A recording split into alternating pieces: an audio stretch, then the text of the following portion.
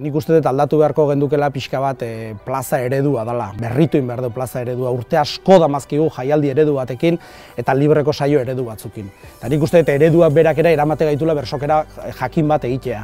Eta hoi pixka bat austia lortuko bagendu, nik ere ez daukat formula jakina ez, baina uste dut hor harakatuko bagendu ate batzuk hautsiko genituzkela. Eta txapelketan eredua hartu besteik ez dago, txapelketa azkenengo zenbat urtetan da berdina. Eta azkenian kondutan hartuko bagendu nola berdina dan, zenbat berso berdin entzutera behartzen dugu jendea. Nahiz eta guk aktualidadetik eta gure barrutik egea, baina gure geanak gea, eta modu jakin batean kantatzen dugu ez. Askotan nik azken urtetan esaten dut, oso 15 idean bueltan gabiltzala bersolariak eta matiz txikiak bereizten gaituztela. Eta hori hausteko modua izan lehike pixka bat eskema hori haustea, saio ereduak eta pixka bat hausi eta behar bada bersolariak aktibo izatea.